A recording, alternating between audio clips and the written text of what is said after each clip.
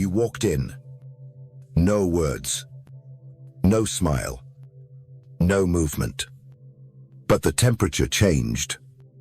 Voice lowered. Postures shifted. Something in the room bent. Not because of who you are, but because of what they couldn't define. You didn't try to be charismatic. You didn't try to be confident. You didn't try to connect, because you knew. Those who try to be understood become controllable. And you brought silence like a shadow brings gravity. You entered like time had to pause for you. That's not charm. That's not confidence. That's psychological warfare. Before a single word was spoken. Because presence isn't about being seen. It's about being felt. And the most dangerous presence is the one you can't explain, but can't ignore. They felt you before they heard you. They adjusted before you even looked at them. And now, they're uneasy. Because silence is not your weakness. It's your weapon. Most people are addicted to noise, to approval, to explanation. They talk to be liked. They smile to be safe. They overperform to be accepted. But not you. Because power, real power, doesn't announce itself. It lets the world trip over its own noise, trying to understand what just walked in. You didn't ask to be welcomed. You didn't ask to be seen. You entered like a question they couldn't answer. And that's why they fear you. So if you've ever been ignored, overlooked, talked over, don't raise your voice. Disappear, and let the silence do the damage they didn't expect. Let them live with the fact that when you left the room, it never felt whole again. Comment below. I don't enter the room. I change its structure. Because starting now, you don't walk in to be accepted. You walk in to decide if the room is still worthy of your presence. And if done right, you'll never need to raise your voice again. Because your silence will echo louder than anyone else's performance. You don't enter the room. The room enters you. You step in. No smile. No sound. No announcement. And yet, the rhythm breaks. Someone adjusts their chair. Someone lowers their voice. Someone glances, then looks away. They don't know what's happening, but they feel it. A silent tension. An invisible shift in gravity. That is presence. Not charisma. Not friendliness. Not charm. Just pressure. Stillness as threat. Stillness as hierarchy. Most people try to soften the space. They greet. They perform. They fill the silence with proof they belong. But the one who controls the room is the one who brings a silence too dense to ignore. Not by being loud, but by being unreadable. Because unpredictability is power. The moment they can't define you, they start recalibrating themselves. To avoid being misread. They don't fear you because of what you said. They fear you because you said nothing. And yet, they still feel judged. This is how presence becomes pressure. How silence becomes dominance. How stillness becomes weapon. Now pay attention. This is how you build that pressure without lifting a single finger. It begins with the eyes. Because the gaze is your first disruption. Your eyes are not looking. They're scanning. Not for connection, but for control. Don't dart. Don't search. Pick one target. Hold. Then release. Slow. Detached. Surgical. Don't blink too soon. Don't shift too often. Your gaze isn't a question. It's a measurement. And when people feel measured, they panic. Because being watched in silence feels like exposure, especially when they can't tell what you're thinking. Let your eyes do the speaking. And let that silence be the loudest part of the conversation. Once the eyes speak, the body must slow to change time itself. Most people move fast because they're nervous. They rush to avoid being watched. They hurry to prove comfort. You do the opposite. Adjust your sleeve like it's a ritual. Reach for your glass like time bends for you. Sit down like the chair was waiting. Every motion intentional. Every pause calculated. Slow movement changes the rhythm. And the one who sets the rhythm controls the room, because speed is desperation. Slowness is dominance, and then comes your voice. But only when the silence has earned it. You don't talk to explain. You talk to disturb. You let them speak first. Let them pour out their need to be heard. And then, you respond with a sentence that cuts deeper than their whole performance. Then silence. Not awkward. Not perceive. Just long enough to let their mind echo what you said.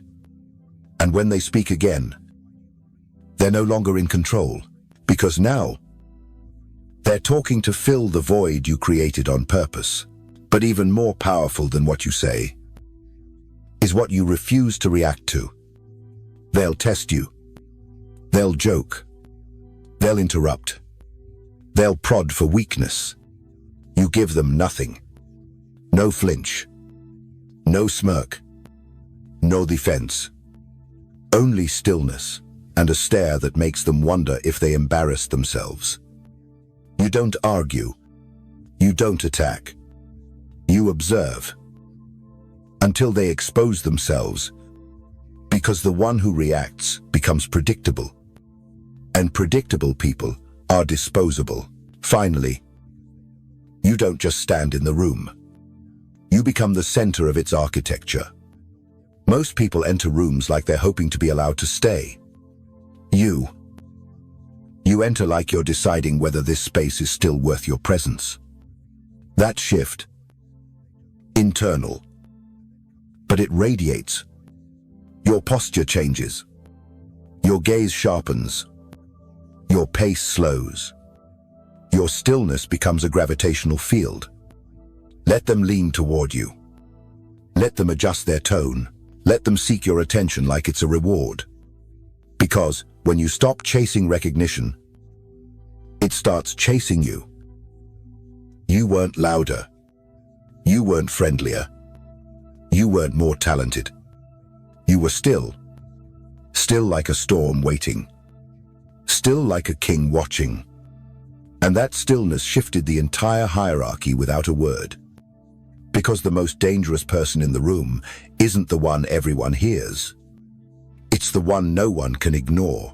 Have you ever walked into a room and felt invisible? Spoken, but no one listened. Laughed, but felt like ear. That ends now. You're not here to be accepted.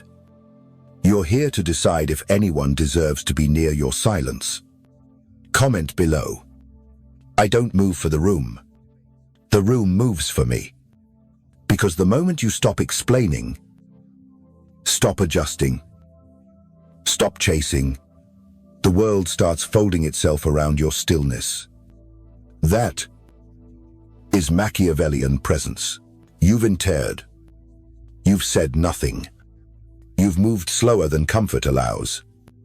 But they felt it. The silence. The pressure. The absence of performance. And now, you begin the real invasion. Because power doesn't just control space. It colonizes perception.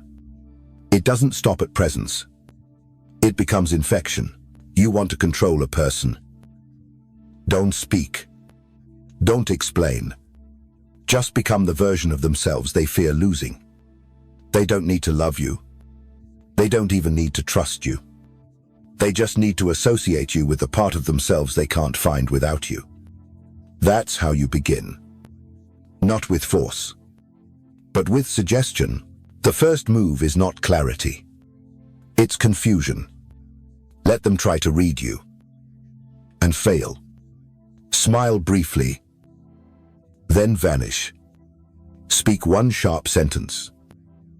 Then withdraw. Offer warmth. Then turn cold.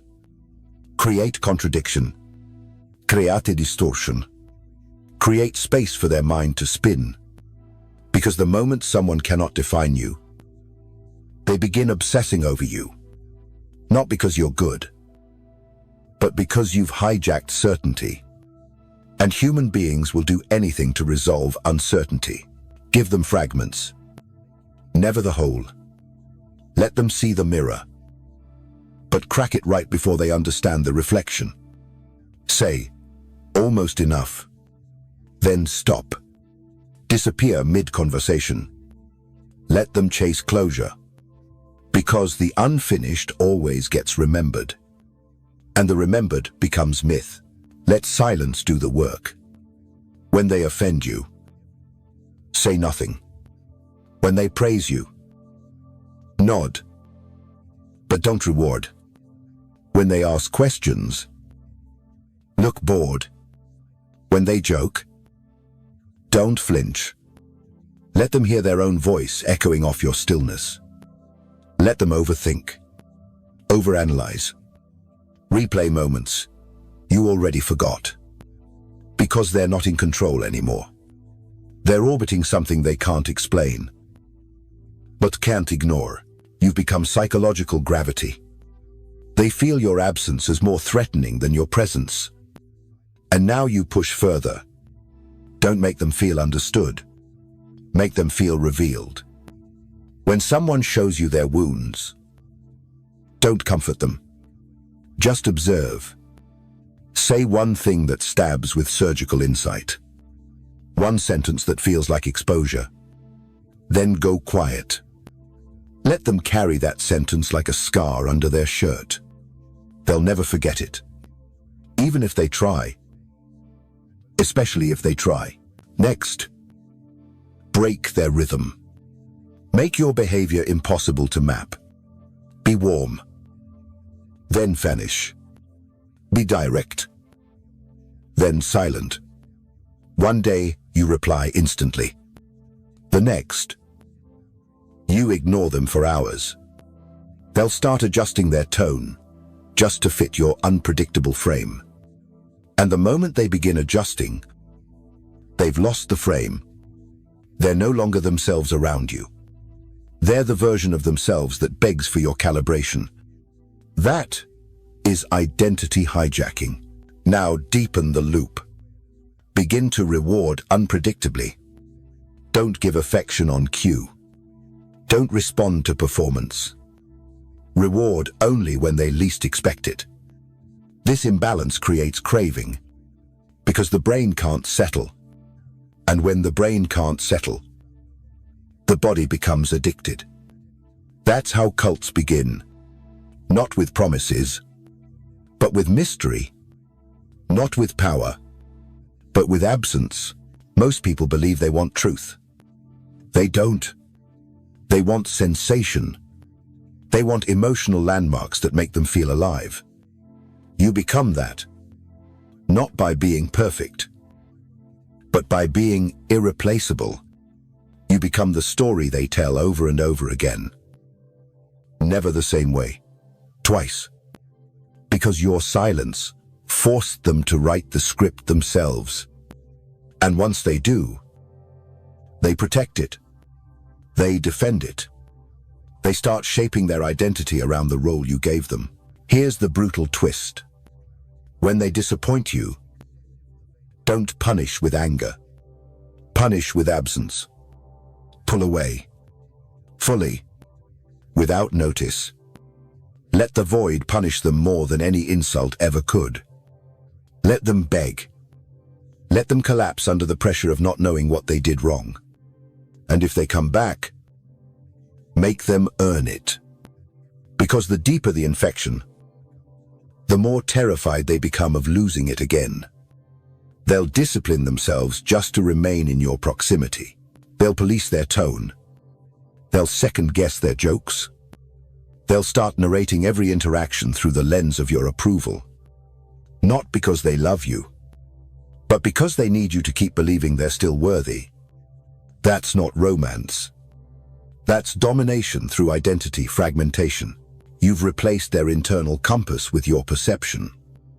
You've taken over the operating system without touching the screen. And now, they measure everything through the emotional mirror you gave them. And here's the final step. Don't let them name it. Don't let them define what this connection is. Keep it abstract. Keep it unspoken. Because people don't become addicted to what's clear. They become addicted to what might be true. Fantasy always lasts longer than reality. Have you ever obsessed over someone you never fully understood? Felt haunted by a moment that never got closure? Heard silence, and still kept hearing their voice? That wasn't love. That was psychological colonization. Now reverse it. Become the thought they can't delete. The echo in the quiet. The reason they second-guess everything they say. If you've ever made someone doubt themselves without saying a word, comment, "I control minds I never touched." Because the game you're playing now doesn't need force. It doesn't need seduction. It doesn't even need presence. It only needs silence. Used with surgical cruelty. By now, you've done what most people never could. You walked in without effort. You dominated without sound. You infected without touching. You withdrew without warning. And yet, they still feel you. But this is not the end. This is only the threshold. Because true power doesn't vanish when you leave. It lingers. It echoes. It rewrites the entire structure after you're gone. The ones who become unforgettable aren't loud. They don't chase legacy. They disappear. So precisely that the silence becomes holy. You're not here to be remembered. You're here to become the reference point they will never escape. Every new connection, compared to you. Every new leader, judged by your cold authority. Every new lover, measured against your absence. And they won't admit it. They'll smile. They'll move on. They'll pretend you were a phase. But inside, they're broken. Because you didn't just influence them. You redefined what they expect from everyone else. This is where presence transforms into myth. Not a memory, but a template. You become the silent ruler of every room you never re-entered. Because when you disappear at the right time, you leave a wound that never bleeds, but never heals. You didn't scream. You didn't beg. You just stepped back. While the system collapsed in your shadow, this is the strategy of strategic vanishing. And the first law is exit at your peak. Not when they're done. Not when you've given enough. Leave when they still want more. When they expect more. When they assume you'll stay. That's when your absence creates the deepest scar. Because people don't obsess over closure. They obsess over the lack of it. Don't explain why you left. Don't offer peace. Don't offer logic. Offer nothing. Let their imagination spiral. Let their theories multiply. Let them dream up reasons until your silence becomes more powerful than any story you could have told. Because when they write your legacy themselves, they own it. And what people create, they defend. Now they're defending a ghost. You've become more than memory. You've become identity armor. The standard, the archetype, the king, the phantom, the shadow. Not because you declared it, but because they had to invent it to fill the space you left behind. This is what Machiavelli understood best. The ones who reshape history don't leave statues. They leave silence. So here's how you weaponize myth. You never explain yourself. You never return to correct them. You never show up to set the record straight. You let them talk.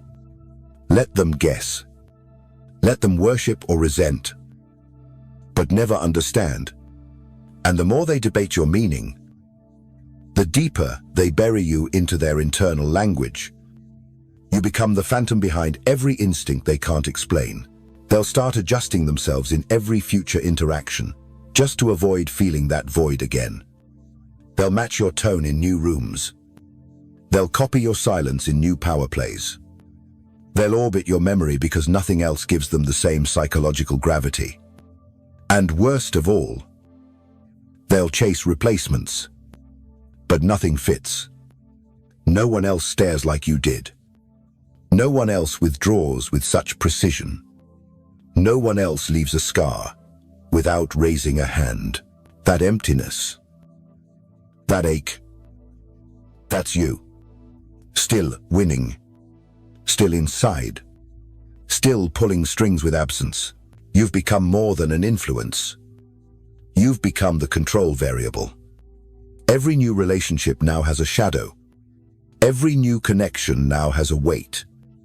Every conversation now carries your echo. Because when someone makes them feel almost, they think of you. When someone doesn't react fast enough, they feel that sting again.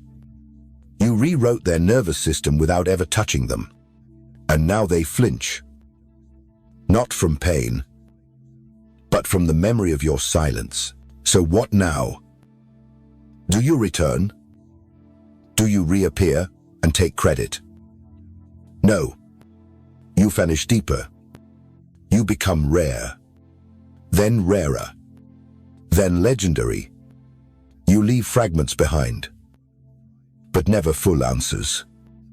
A quote here, a whisper there, a phrase that sounds like yours, but no proof it ever was. Because when people construct the myth around you, they make it bigger than reality ever could. And when they believe it's theirs, they never let it go. Machiavelli warned, "He who appears to be everything becomes nothing. But he who disappears before being defined becomes everything." You didn't just master attention. You mastered absence. You didn't just win the room. You rewrote the way people walk through it forever. You didn't dominate. You infected. And now you don't exist on the map. You exist in the compass. You are no longer seen. You are felt in every moment of self-doubt they experience without knowing why. That's not presence. That's psychological immortality. Have you ever walked away and watched someone completely fall apart in your silence? Not because you yelled, not because you explained, but because you left without leaving anything to hold on to. That is not arrogance. That is not ego. That is domination without proximity. Comment below. I didn't need to stay. I became what they'll never replace. Because when you stop trying to be remembered and start becoming unresolvable, you don't just echo in their memory. You become the voice inside it. You never raised your voice. You never begged to be seen. You never asked for permission. You walked in, and the room bent. You walked out, and the silence stayed. That's not confidence. That's not presence. That's psychological gravity. Because power doesn't always declare itself. Sometimes it just vanishes and leaves the architecture trembling. They'll tell stories. They'll rewrite the ending. They'll downplay what you meant. But the room knows. It still echoes. The walls remember the tension. The silence still vibrates. And no matter how they try to move on, they compare everything new to the stillness you left behind. You didn't ask to be remembered. You made forgetting impossible. That's not fame. That's territory. You became the unspoken rule. The invisible standard. The absence that exposes all imitation. They'll meet someone louder. Someone warmer. Someone more available. But it won't feel the same. Because it doesn't carry your cold clarity. It doesn't carry the void you left behind. And in every conversation that follows, your name will linger in what's not said. That pause, that hesitation, that searching for something just out of reach. That's you. Still in the room, even when you're not. You don't need closure. You don't need credit. Because your silence rewrote the room's blueprint without a single sound. And now, every hierarchy feels unstable without you present. Every voice feels too loud. Every presence feels too soft. Because no one else ever made the room hold its breath just by being still. This is the final law of Machiavellian presence. The less you give, the more they carry. And when you vanish with precision, they don't just remember you. They reorganize themselves around the space you left behind. They adjust to your silence. They worship the fragments. They protect the illusion you never confirmed. And slowly, you stop being a memory. You become a myth. So from this moment forward, stop chasing visibility. Stop begging to be understood. Stop explaining. Withdraw. Disappear with calculation. And watch how long it takes for the room to realize what it lost. You don't need titles. You don't need applause. You don't even need to return. Because you became the foundation, not because you stayed, but because you left without letting them recover. If you've ever been underestimated, if you've ever disappeared in silence, and made the world feel your absence like a collapse, then drop this in the comments. I don't chase status. I become the ghost they can't stop following. Because in a world addicted to noise, your restraint becomes the most unforgettable sound they'll ever fear.